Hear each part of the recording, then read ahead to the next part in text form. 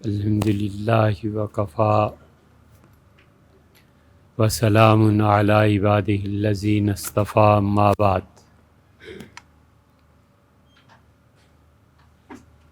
اللہ تعالیٰ کی معرفت کے متعلق کئی ہفتوں سے بات چل رہی ہے، اور اللہ تعالیٰ کی معرفت کا پہلا درجہ جس میں کافر اور مومن سب لوگ برابر ہیں،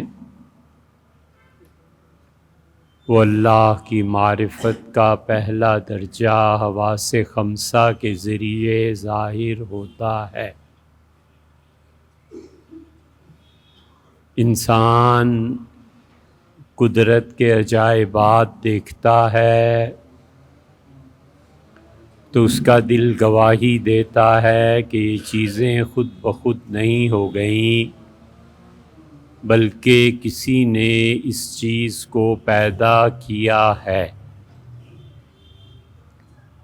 اس لیے آنکھ اللہ کی معرفت اور اسی طرح کان کہ وہ کسی آدمی کی کوئی بات سنتا ہے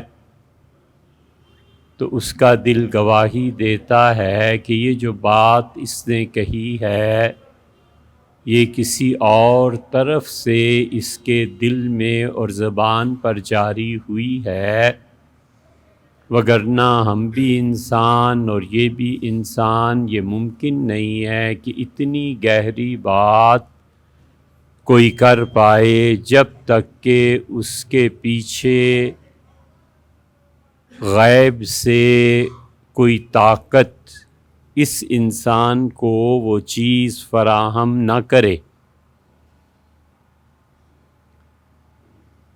ان حواس خمسہ میں تیسری چیز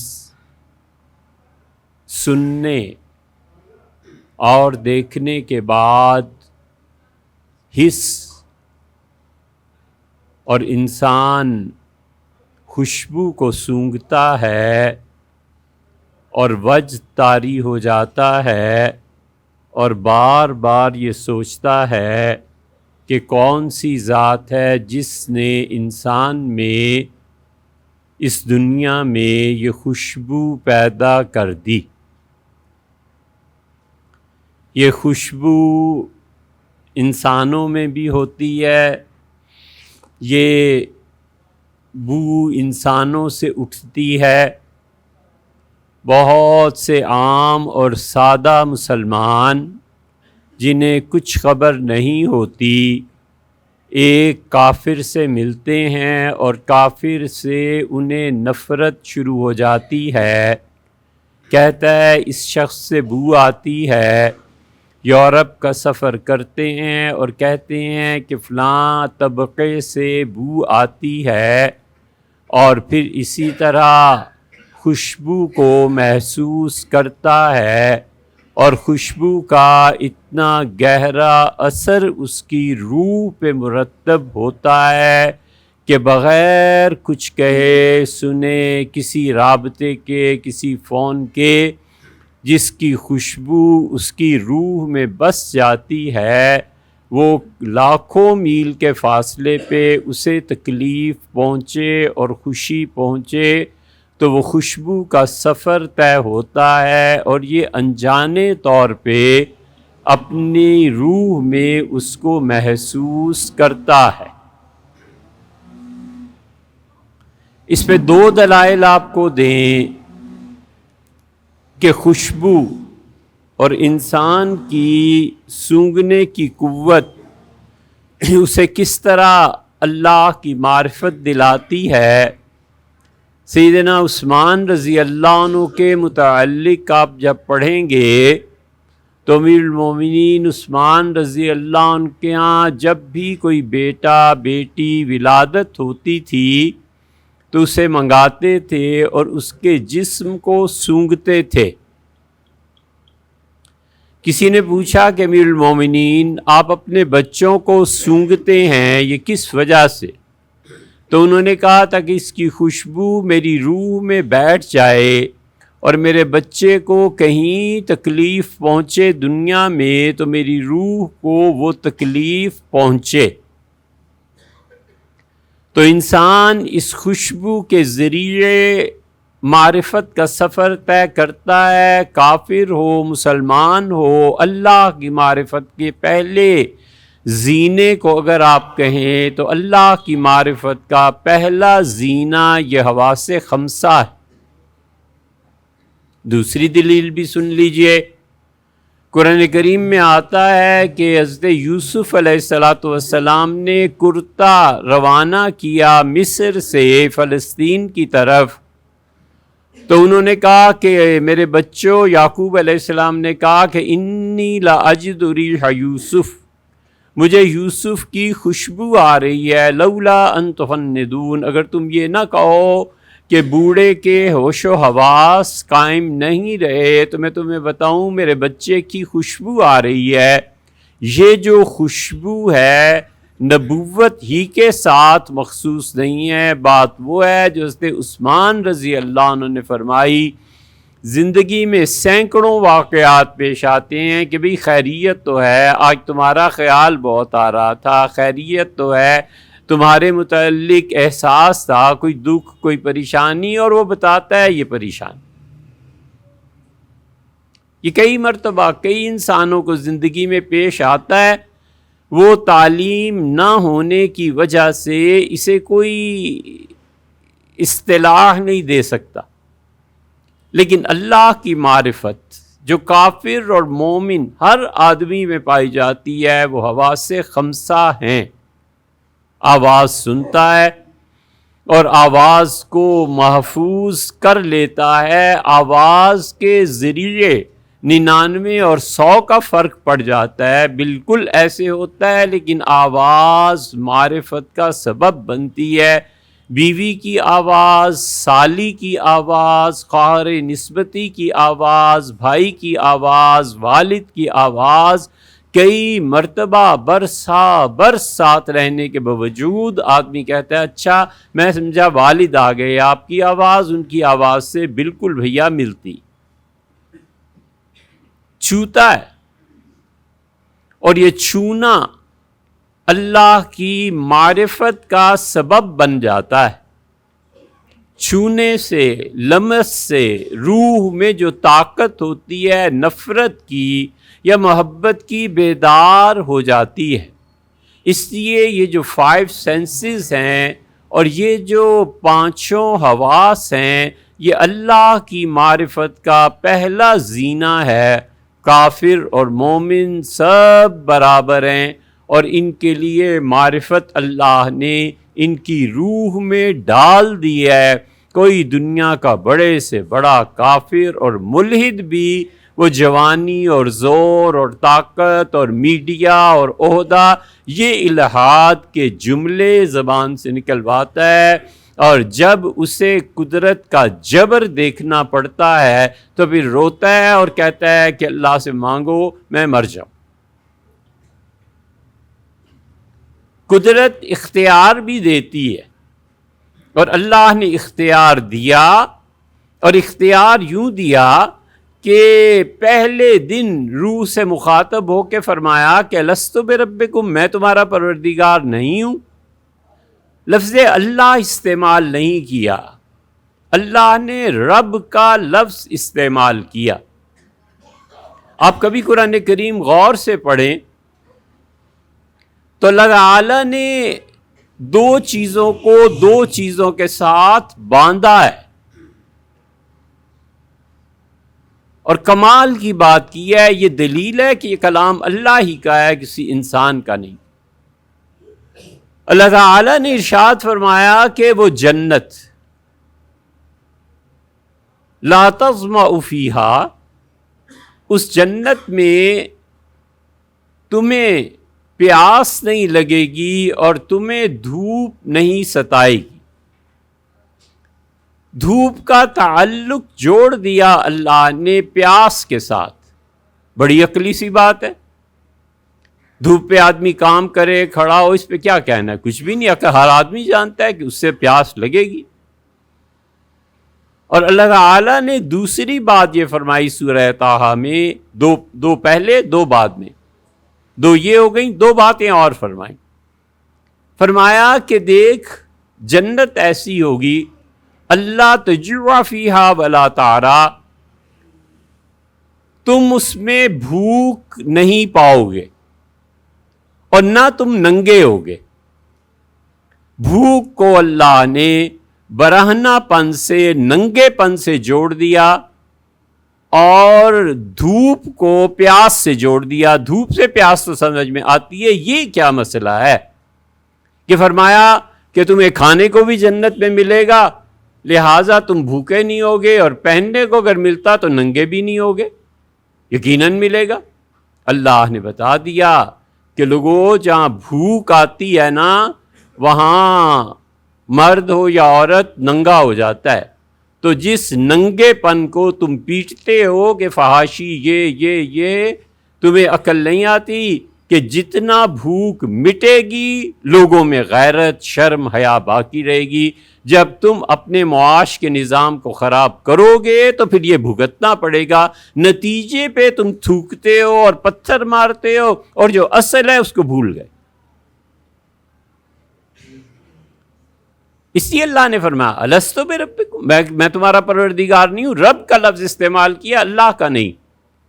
وہ ربوبیت اس نے انسانوں کی روح میں معرفت کا پہلا قطرہ برسایا، اس لیے کہ حضرت انسان کا دل یہ بھی پیاسا تھا، تڑپ رہی تھی روح کہ کہاں چلیں معروم۔ اسی لیے یہ جو بات آج ہے یہ ساری آپ کو مولانا کی مثنوی میں مل جائے گی، ابن عربی کی فتوحات میں، حافظ شیرازی، ان سب نے یہی منازل طے کی ہیں۔ اور معروم نے مثنوی اسی سے شروع کیا ہے، بشنو از نئے، بانسری کی آواز سنو، کیا کہتی ہے؟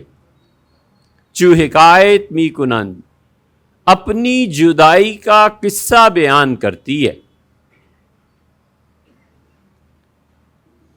یہ جو بانسری ہے بس جدائی ہا شکایت می کنند، جدائیوں کا رونا روتی ہے کہ میں کبھی حق کے حضور میں تھی اور انہوں نے مجھے مادے میں، جسم میں قید کر دیا۔ کہاں گئے وہ دن جب اس کی تجلیات میری روح پہ پڑتی تھیں اور میں اس کے پاس رہتی تھی؟ کہاں جدائی کا یہ طویل زمانہ اور مادہ مجھ پہ غالب آ گیا اور میں حقائق سے پھر گیا۔ بشنو از نئے، سنو بانسری کی آواز۔ وہ جب اس جدائی کی وجہ سے روتی ہے تو مرد و عورت سب اس جدائی کی وجہ سے رو پڑتے ہیں۔ یہ ہے سما جو صوفیہ کہتے ہیں، سب رو دیتے ہیں کہ ہاں ہم کبھی ان کے پاس ہی تھے، ان کی تجلیات پڑتی تھیں، یہ کیا ہو گیا؟ یہ اللہ کی معرفت حواس خمسہ کے ذریعے، اور حواس خمسہ کے بعد دوسری اللہ کی معرفت حاصل ہوتی ہے عقل سے۔ کافر کو بھی مومن کو بھی جو جتنا اپنے علم عقل کو استعمال کرے گا اتنی خدا کی راہ پائے گا، اتنی ترقی کرے گا۔ اللہ نے یہ نہیں کہا کہ کافر عقل اور علم کا استعمال کرے تو برباد ہو جائے اور تم چھوڑ دو تو تمہاری ترقی ہو جائے، بلکہ عام کیا ہے کائنات میں کہ جو جتنا علم کو سیکھے گا، پڑھے گا، خداوند تعالیٰ کی معرفت اس پہ کھلے گی، اور علم کے ذریعے اللہ تک پہنچنا ہے۔ علم منتقل کرتا ہے، حالتیں منتقل کرتی ہیں۔ کبھی بھی انتقال کا وقت آئے تو قرآن کریم میں 15ویں پارے میں جو آیت ہے ہمیشہ اسے پڑھتے رہنا۔ کیپٹن ہے، انتقال کا وقت آیا ہے، منتقل ہو رہا ہے میجر کے عہدے کی طرف، ٹیچر ہے، پروفیسر بن رہا ہے، اچھی خاصی جاب ہے، گورنمنٹ نے کہا یہاں نہیں لاہور تشریف لے جائیں، جب بھی حالت انتقال آئے ایک مرحلے سے دوسرے مرحلے کی طرف، تو کئی دن جتنا ہو سکے اللہ سے مانگنے میں یہ پڑھتے رہو۔ حضور صلی اللہ علیہ وسلم مکہ سے مدینہ منورہ منتقل ہو رہے تھے نا، اللہ نے کہا یہ دعا مانگیے، رب ادخلنی مدخل صدق، اللہ مجھے جہاں بھی آپ بھیج رہے ہیں سچائی کے ساتھ بھیجیں، وَأَخْرِجْنِي مُخْرَجَ صِدْقٍ، اور اللہ جہاں سے آپ مجھے اٹھا رہے ہیں اے پروردگار میں اپنے پیچھے سچائی، خیر کے نشانات، اچھی چیزیں چھوڑ کے جاؤں، یہاں کے لوگ مجھ سے راحت پائیں، یہاں کا عہدہ، یہ چیزیں سب کی سب تیری خوشی کے ساتھ۔ وَاجْعَلْ لِي مِن لَّدُنْكَ سُلْطَانًا نَصِيرًا، اللہ مجھے ایک تو طاقت دے دے، اب جب میں ترقی کر رہا ہوں تو طاقت مطلوب ہے تجھ سے تاکہ اس عہدے کو نبھا سکوں، اور اللہ میری نصرت فرما۔ سلطان اور نصیر دو الفاظ استعمال کیے ہیں، اس لیے ہمیشہ پڑھا کر رب ادخلنی مدخل صدق واخرجنی مخرج صدق واجعل لی من لدنک سلطانا نصیرا۔ عقل اور علم معرفت کی بنیاد بن جاتے ہیں۔ اس لیے بڑے بڑے یہ جو ویسٹرن فلاسفر ہیں آپ انہیں پڑھیں، اور وہاں بھی یہی ہے، ہیگل کے فلسفے کو آپ پڑھیں، اور بڑا وہ جو ان کا تھا سپنوزے اس کو پڑھیں، اسے پتہ نہیں کہاں سے خبر مل گئی تھی کہ وہ معرفت کی باتیں لکھتا ہے، اور وہ اس مقام کی بات کرتا ہے جو معروم مثنوی میں اور ابن عربی رحمۃ اللہ علیہ اپنی فتوحات وغیرہ میں لکھتے ہیں۔ یہ علم اور حق کی تحقیق یہ آدمی کو اللہ کی معرفت عطا کرتی ہے، کافر ہے یا مومن ہے وہ پڑھتا ہے، حتیٰ کہ پڑھتے پڑھتے وہ ذرے کی حقیقت پر پہنچتا ہے، آپ اسے اٹامک تھیوری کہہ دیتے ہیں۔ وہ ذرے کے حقائق پر جب غور کرتا ہے تو بھی اللہ تک پہنچتا ہے۔ وہ انسانی تخلیق کے آغاز پر جب بحث سوچتا ہے کرتا ہے اللہ تک پہنچتا ہے۔ جب قوموں کی تباہی کا علم حاصل کرتا ہے تو بھی معرفت خداوندی کہ دیکھو خدا نے کیسا دماغ پیدا کیا ہے۔ ویسٹ جو کہتا تھا کہ آئنسٹائن کے دماغ کے متعلق جو بھی آپ سب جانتے ہوں گے، وہ یہی چیز ہے کہ معرفت الہی کی دوسری بنیاد علم ہے۔ معرفت خداوندی کی تیسری بنیاد انسانی عقل ہے۔ کتنے منٹ ہو گئے؟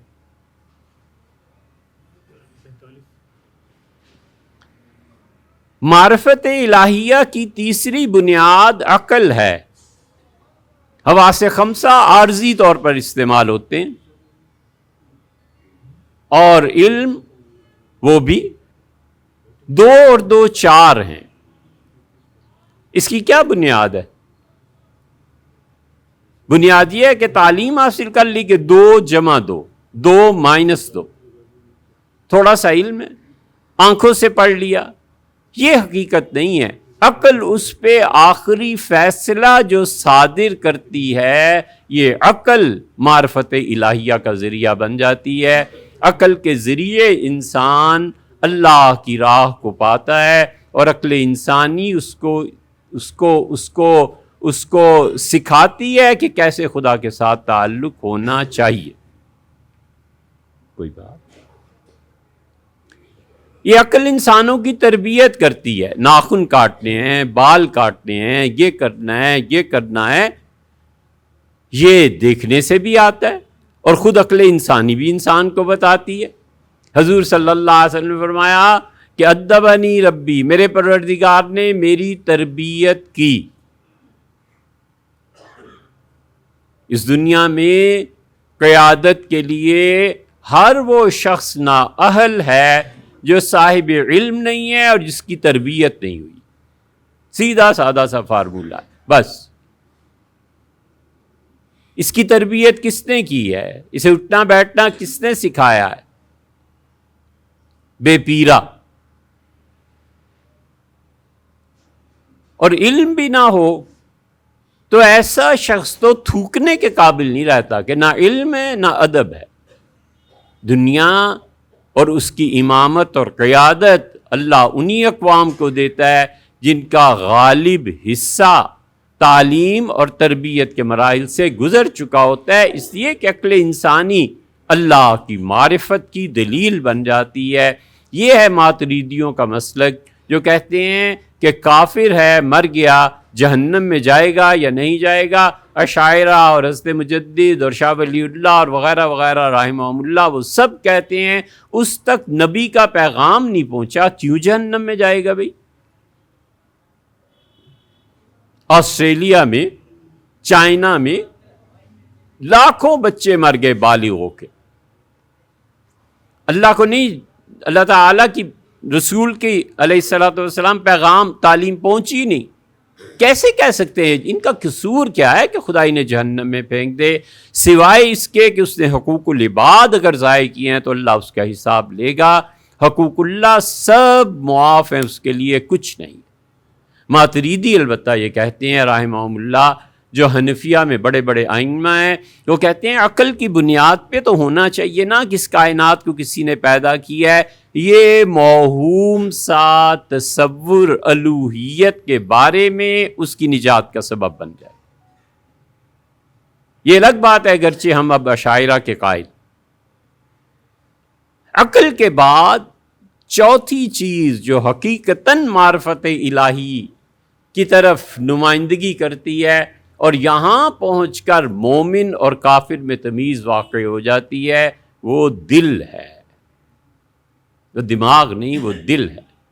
اور دل کو جب معرفت حاصل ہوتی ہے تو اسے ہی کہتے ہیں معرفت قلبی، اور اسے ہی کہتے ہیں معرفت شہودی، اور اسے ہی کہتے ہیں کہ دل کا اللہ کے ساتھ تعلق کا وابستہ ہو جانا۔ کافر اللہ سے محجوب رہتا ہے اور مومن انسان کا دل اللہ کے ساتھ معلق ہو جاتا ہے۔ یہ چوتھا قصہ ہے، یہاں پر پہنچ کے مومن اور کافر میں فرق ہو جاتا ہے۔ ابن عربی رحمۃ اللہ علیہ نے فتوحات مکیہ میں لکھا ہے کہ میں نے اللہ تعالیٰ سے درخواست کی کہ مجھے جہنم دکھائیں، اور اللہ تعالیٰ نے میری درخواست کو قبول فرمایا۔ یہ اس امت کے ستون ہیں، شاہ ولی اللہ ہیں، حضرت مجدد ہیں، ابن تیمیہ ہیں، ابن قیم ہیں، ابن عربی ہیں، شاطبی ہیں، یہ سب کے سب خدا کے دین کو ایک نسل دوسری نسل کی طرف منتقل کرتی چلی گئی ہے رحمہم اللہ۔ اس لیے جو نئے نئے شوشے اب اٹھتے ہیں نا، یہ بھی، اور جو ایک ایک نقطے پر گالیاں دوسروں کو دیتے ہیں، یہ بھی، دونوں اس قابل ہیں کہ اجتناب کیا جائے۔ کیسے ہو سکتا ہے کہ آج آپ تشریح کرنے بیٹھے اور کہیں ابن عربی کافر اور فلاں کافر اور وہاں روم بھی کافر اور اقبال بھی کافر، حضرت مجدد الفسانی سرہندی بھی کافر اور شاہ ولی اللہ بھی کافر اور قاسم نانوتوی بھی کافر اور احمد رضا خان صاحب بھی کافر، ولا فلا سب والعیاذ باللہ۔ ہے کیا؟ پیچھے رہ کیا جاتا ہے؟ جھوٹ رہ جاتے ہیں۔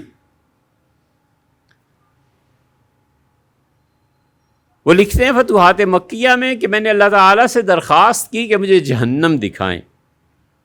قرآن میں آیا نا لہا سبعۃ ابواب، جہنم کے 7 دروازے ہیں۔ ابن عربی رحمۃ اللہ علیہ کہتے ہیں خدا نے مجھے جہنم میں اتار دیا، اور فلاں جو بزرگ ہیں ان کے ساتھ بھی یہی ہوا تھا، ان سے پوچھ لینا، یعنی میری تصدیق کرا دینا، انہوں نے بھی جہنم دیکھی۔ 7 دروازے میں نے جہنم میں دیکھے، اور 8واں دروازہ ایک اور تھا۔ میں نے کہا اس سے بھی کھولو، اس کے اندر کیا ہے دیکھنا چاہتا ہوں۔ تو انہوں نے کہا اس 8ویں دروازے میں داخل ہونے والا آدمی وہ اللہ کی زیارت کرے گا، یہ باری تعالیٰ کی زیارت کے لیے مخصوص ہے، اور کسی کے لیے موت سے پہلے نہیں کھولا جا سکتا۔ میں نے کہا موت؟ اس نے کہا ہاں، یہاں پہنچ کے کفر اور اسلام الگ الگ۔ جو اللہ کی زیارت کے اہل ہوں گے وہ اس دروازہ کھلنے پہ جائیں گے اور اللہ کی زیارت کریں گے۔ اسی لیے تو اللہ تعالیٰ فرماتا ہے کہ کچھ لوگ ہمیں نہیں دیکھ سکیں گے مسلمان ہونے کے باوجود، اور فرمایا یدعون الی السجود، ان کی زندگی میں انہیں سجدوں کے لیے بلایا جاتا تھا. 5 وقت قاری شفیق صاحب اذان دیتے تھے کہ آؤ نماز پڑھو. وہ اللہ کو دیکھیں گے، جھکیں گے تو پیشانی جا کے زمین پہ لگے گی، گھٹنے ہی نہیں مڑ سکیں گے. اللہ نے فرمایا قرآن میں، اللہ کہتا ہے ہم سالمون، جب تم ٹھیک ٹھاک تھے صحت کی حالت میں اس وقت میرے گھر حاضری نہیں دیتے. آج تمہارا کیا حق بنتا ہے کہ تم مجھے سجدہ کرو؟ آج وہ سجدہ کرے گا جو زندگی بھر نماز کا پابند رہا. شاہ ولی اللہ صاحب رحمۃ اللہ بڑی اچھی مثال دی. شاہ صاحب رحمۃ اللہ فرماتے ہیں یہ نماز میں کیپیبلٹی، یہ کیپیسٹی، یہ حوصلہ، یہ سہارنے کی طاقت، کیا لفظ ہے صحیح، یہ بوجھ برداشت کرنے کی صلاحیت پیدا کرتی ہے آہستہ آہستہ آہستہ آہستہ آہستہ. جیسے بچہ 1 کلو اٹھاتا ہے اور پہلوان پھر اسے 1 من تک لے جاتا ہے روزانہ اضافہ کرتے کرتے. بالکل اسی طرح یہ نماز ہمارے اندر یہ کیپیسٹی پیدا کرتی ہے کہ ہم اللہ کی زیارت کر سکیں. اسی لیے تو وہاں شرمندگی ہوگی. تو ابن عربی رحمۃ اللہ لکھتے ہیں کہ 8واں دروازہ انہوں نے کہا یہ صرف ان کے لیے ہے جو بارگاہ خاص میں پیش کیے جائیں گے اور وہ پھر سجدہ کریں گے اور نامعلوم مدت، یعنی ممکن ہے کروڑوں سال وہ اس حسن کو دیکھ کے کھو جائیں. ہر ایک پہ زندگی میں وقت آتا ہے حسن کو دیکھتا ہے اور حیران پریشان ہو جاتا ہے، پھر محبت کا بوجھ آنکھیں نہیں اٹھانے دیتا، کبھی شوق کا بوجھ آنکھیں نہیں اٹھانے دیتا، کبھی گناہ کی شرمندگی توبہ نہیں کرنے دیتی کہ کیا عرض کریں کیا کام کیے ہیں. یہ ساری چیزیں انہی کے ساتھ ہیں جن پہ ان کا خاص کرم ہوتا ہے اور ان کی محبتیں ساون کی طرح برستی ہیں. اس لیے جو توبہ نہیں بھی نہ کرتا یہ مت جانو کہ اسے شرمندگی نہیں، وہ شرمندگی میں ڈوبا ہوا ہے کہ کیا عرض کروں بار بار آپ سے، پھر یہ حرکت ہو، پھر بھی حاضر ہوتا ہوں، پھر حرکت، پھر حاضر. ایک بار بس معاف فرما. ابن عربی رحمۃ اللہ علیہ نے اس مقام پہ 61 نمبر باب ہے فتوحات مکیہ کا، وہاں لکھا ہے. وہاں وہ کہتے ہیں میں نے جہنم کا یہ 8واں پھر وہ کہتے ہیں جہنم میں نے دیکھا جہنمی ایک دوسرے کو لان تان کر رہے تھے، وہ اس پہ لعنت وہ اس پہ لعنت بھیج رہا ہے. تو کہتے ہیں کہ مجھے یاد آیا قرآن کریم میں ہے نا کہ لوگ کہیں گے انا اطعنا سادتنا و کبراءنا، اللہ ہم نے پیروی کی ان لوگوں کی جو قوم کے بڑے تھے، جو لیڈر تھے. فاضلون السبیل، اللہ انہوں نے ہمیں گمراہ کیا مذہب کے معاملے میں، انہوں نے گمراہ کیا سیاست کے معاملے میں، انہوں نے گمراہ کیا معیشت کے معاملے میں. آتیم ضعفین من العذاب، اللہ انہیں دگنا عذاب دے. خود بھی گمراہ تھے، ہماری گمراہی کے بھی ذمہ دار یہ. وَلْعَنْهُمْ لَعْنًا كَبِيرًا، اور ان پہ لعنت بھیج پکی پکی. اللہ یہ ہیں ہمارے لیڈرز، یہ ہیں اس ممبر کے وارث، یہ ہیں اس ممبر پہ بیٹھ کے فلسفے اور دین کو جھاڑنے والے. وَلِعِيَاذُ بِاللَّهِ وَلِعِيَاذُ بِاللَّهِ وَلْعَنْهُمْ لَعْنًا كَبِيرًا. آپ کی اس مسجد میں کوئی ایک جمعہ ایسا نہیں گزرا جب ہم یہاں پر پہلا قدم رکھیں اور ہمیں یہ آیت نہ یاد آئے کہ اللہ نے فرمایا ہے، لوگ کہیں گے اللہ اس پہ لعنت بھیج، یہ دین میں رہنمائی کے لیے ہمارا بڑا بن گیا. ڈر لگتا ہے ہمیشہ ہمیشہ یہ آیت یاد رہتی. ابن عربی رحمۃ اللہ علیہ کہتے ہیں میں نے اس لڑائی جھگڑے کو دیکھا. اگلی بات بھی سن لو، ہے کڑوی. وہ کہتے ہیں جب میں اس دنیا میں واپس آیا تو یہ جتنے مولویوں کو میں لڑتے جھگڑتے لانتے بھیجتے گالیاں دیتے دیکھتا ہوں نا تو مجھے فوراً وہ جہنم کا منظر یاد آ جاتا ہے کہ یہ جہنمی بھی یہاں رہ کے دنیا میں کرتوت کر رہے ہیں، جہنم میں بھی جا کے یہی کچھ ہوگا. اس لیے انسان معرفت باری تعالی یا تو حواس خمسہ سے حاصل کرتا ہے یا پھر دوسرے نمبر پہ عقل سے، پھر تیسرے نمبر پہ دل سے. یہ معرفت باری تعالی کے حقائق ہیں. اور پھر انسان کا باطن جب بیدار ہوتا ہے تو وہ 4 سفر کرتا ہے. بہت اچھی چیز مولانا روم نے مصنوی میں اس پہ بیان کی ہے. بندے کا پہلا سفر شروع ہوتا ہے کثرت سے وحدت کی طرف، اکثر سے قلت کی طرف. یہ جھگڑا، یہ آدمی، یہ عورت، یہ مرد، یہ حسن، یہ لا حول ولا قوت الا باللہ. پہلا سفر شروع کرتا ہے عالم خلق سے حق کی طرف، جہاں صرف اور صرف وحدت ہے، قل هو اللہ احد.